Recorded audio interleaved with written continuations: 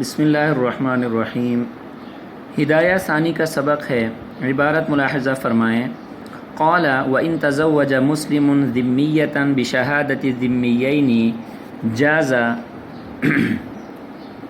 عند ابی حنیفۃ رحمہ اللہ و ابی یوسف رحمہ اللہ وقال محمد وزفر رحمہم اللہ لا يجوز لأن السماع في النكاح شهادة ولا شهادة للكافر على المسلم فكأنهما لم يسمعا كلام المسلم ولهما أن الشهادة شرطت في النكاح على اعتبار إثبات الملك لوروده على محل ذي خطر لا على اعتبار وجوب المهر إذ لا شهادة تشترط في لزوم المال وهما شاهدان عليها بخلاف ما إذا لم يسمعا كلام الزوج لأن العقد ينعقد بكلاميهما والشهادة شرطت على العقد۔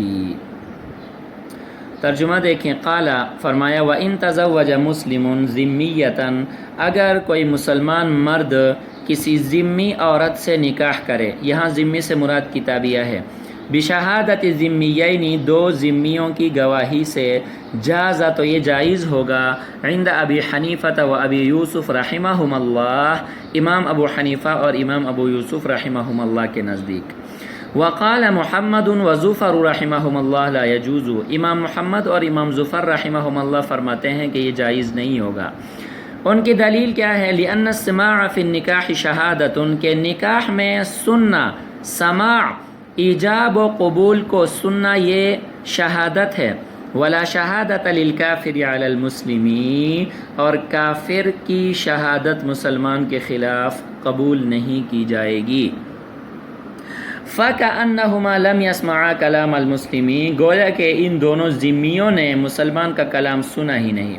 وَلَهُمَا، اور شیخین کی دلیل، ان شہادت شرطت فی النکاح، کہ شہادت کو نکاح میں شرط قرار گیا ہے، اعلی اعتبار اثبات الملک، اثبات ملک کا اعتبار کرتے ہوئے، ملک کو ثابت کرنے کا اعتبار کرتے ہوئے۔ اچھا جی، کیوں کس اعتبار سے؟ لِوُرُودِهِ عَلَى مَحَلٍ، اس ملک کے وارد ہونے کی وجہ سے، ایسے محل میں، ایسی جگہ میں، ذی خطر، جو کہ احترام والی ہے، احترام والی جگہ ہے، لا عزت والی جگہ ہے، لا علی اعتبار وجوب المہر، نہ کہ وجوب مہر کا اعتبار کرتے ہوئے۔ اذ لا شہادت تشترط فی لزوم المال، کیونکہ لزوم مال کے لیے شہادت شرط قرار نہیں دی گئی ہے۔ وہما شاہدان علیہا، اور یہ دونوں ذمی اس کتابی کے خلاف گواہ ہیں، بخلاف ما اذا لم یسمعا، بخلاف اس کے کہ ان گواہوں نے نہیں سنا ہو کلام الزوج، کلام زوج کو، لأن العقد ينعقد، کیونکہ عقد منعقد ہوتا ہے، بکلامہما، ان دونوں کے کلام سے، والشہادۃ شرطت علی العقد، اور شہادت کو عقد نکاح پر شرط قرار دیا گیا ہے۔ اچھا جی، مسئلہ یہ بیان ہو رہا ہے کہ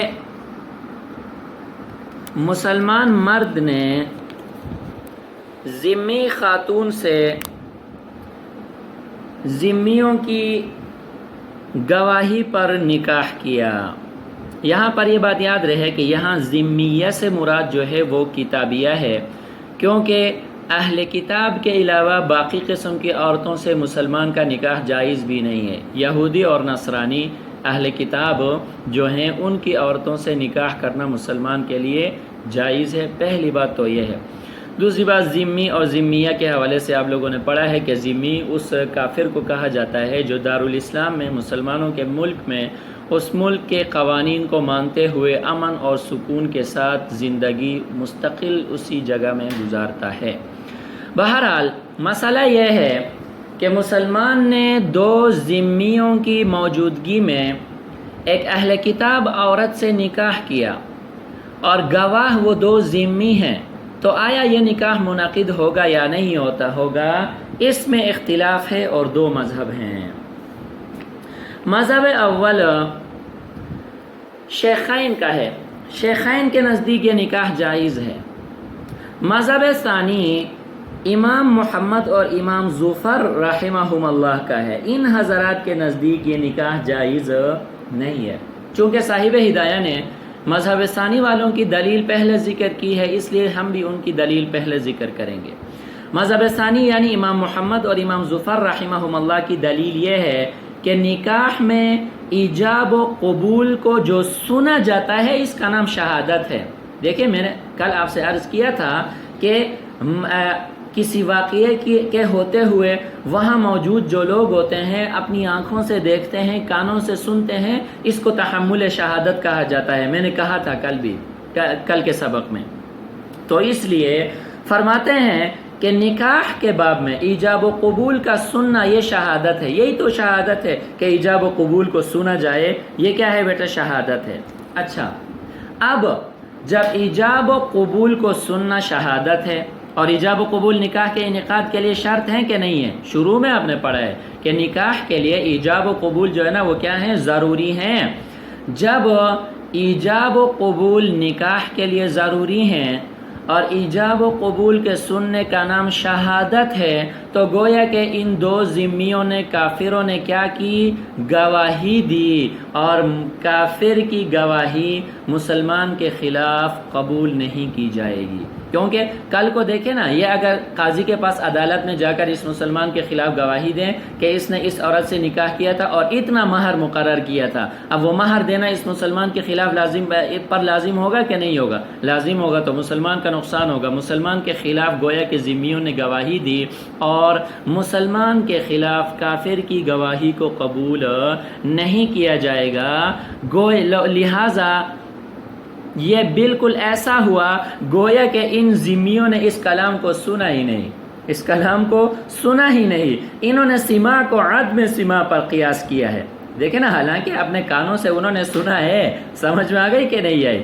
اپنے کانوں سے انہوں نے کیا کیا ہے؟ سنا ہے، لیکن انہوں نے سماع کو عدم سماع پہ قیاس کیا، گویا کہ انہوں نے سنا ہی نہیں، گویا کہ انہوں نے سنا ہی نہیں، کیونکہ اگر سنا ہے تو پھر تو شہادت بنے گی، اور شہادت کافر کی مسلمان کے خلاف قابل قبول نہیں ہے، تو لہٰذا ہم کہیں گے فَكَأَنَّهُمَا لَمْ يَسْمَعَا، گویا کہ ان ذمیوں نے اس کلام کو، ایجاب و قبول کو سنا ہی نہیں۔ انہوں نے سماع کو کس پہ قیاس کیا؟ عدم سماع پہ، سننے کو نہ سننے پہ قیاس کیا۔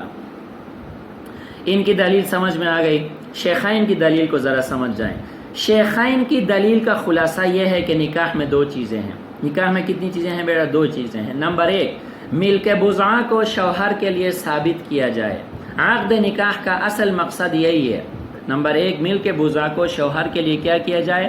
ثابت کیا جائے۔ نمبر دو، شوہر پر مہر کو لازم کیا جائے۔ شوہر پر کس کو لازم کیا جائے؟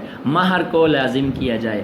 اب آپ ہی ذرا انصاف سے بتائیں کہ نکاح میں جو گواہ ہوتے ہیں ان کا مقصد شوہر پر مہر کو لازم کرنا ہوتا ہے یا بیوی کو اس کی ملکیت میں دینا ہوتا ہے، اس کو مل کے متاع کا مالک بنانا ہوتا ہے، مل کے بضع کو اس کے لیے ثابت کرنا ہوتا ہے؟ لازمی بات ہے کہ آپ کا جواب یہی ہوگا کہ نکاح میں جو گواہ ہوتے ہیں ان کا مقصد شوہر کے لیے مل کے بضع کو ثابت کرنا ہوتا ہے، مہر کو ثابت کرنا نہیں ہوتا۔ یہی وجہ ہے کہ مہر کا ذکر کیے بغیر بھی احناف کے نزدیک نکاح منعقد ہو سکتا ہے۔ اب مہر کا کیا کریں گے اس کے بارے میں آپ لوگوں نے پوری تفصیل جو ہے نا وہ پڑھی ہے اور آگے بھی اس کی تفصیل آ جائے گی، لیکن دیکھیں مہر کا ذکر کیے بغیر نکاح ہو سکتا ہے۔ سمجھ میں آ گئی کہ نہیں آئی؟ لہٰذا اب یہاں پہ ان گواہوں نے جو گواہی دی ہے تو یہ گواہی مسلمان کے حق میں دی ہے۔ کیوں؟ اس لیے کہ ہم نے عرض کیا کہ نکاح میں گواہی مل کے بضع کو ثابت کرنے کے لیے ہے، اور ان ذمیوں نے کتابیہ کے بضع کے ملک کو اس مسلمان کے لیے ثابت کیا، لہٰذا مسلمان کے حق میں انہوں نے گواہی دی۔ کتابیہ کو اس کے نکاح میں دے کر کتابیہ کے گویا خلاف انہوں نے کیا کی؟ گواہی دی، تو کافر کی گواہی مسلمان کے خلاف قبول نہیں کی جائے گی۔ یہاں ان ذمیوں کی گواہی مسلمان کے حق میں جا رہی ہے، لہٰذا مسلمان کے حق میں ان کی گواہی کو قبول کیا جائے گا اور اس سے کیا ہوگا؟ نکاح منعقد ہوگا۔ سمجھ میں آئی کہ نہیں آئی؟ میں دوبارہ دہراتا ہوں، دیکھیں نکاح میں دو چیزیں ہوتی ہیں، نمبر 1 ملک بزا کو شوہر کے لیے ثابت کرنا، نمبر 2 لزوم مال، لزوم مہر، سمجھ میں آ گئی کہ نہیں آئی؟ اب یہاں پہ نکاح کے وقت جو گواہی ہوتی ہے وہ ملک بزا کو اس شوہر کے لیے ثابت کرنا ہوتا ہے، کیونکہ ملک کو ایک محترم مقام میں وارد کرنا جو ہے نا وہ کیا ہوتا ہے، ان کا مقصد ہوتا ہے۔ اب لزوم مال کوئی محترم چیز نہیں ہے، مال کا لازم ہونا یہ کوئی محترم چیز نہیں ہے، انسان کا عضو جو ہے وہ انسان ہونے کی حیثیت سے کیا ہے، محترم ہے، تو لہٰذا گواہی اس کے لیے دی جا رہی ہے، سمجھ میں آئی کہ نہیں ہے؟ اب ان ذمیوں نے گواہی دے کر ملک بزا کو شوہر کے لیے ثابت کیا کہ نہیں کیا؟ ثابت کیا، لازمی بات ہے، جب ثابت کیا تو گویا کہ انہوں نے مسلمان کے حق میں گواہی دی، مسلمان کے خلاف گواہی نہیں دی، لہٰذا ان کی گواہی کو قبول کیا جائے گا اور نکاح منعقد ہوگا۔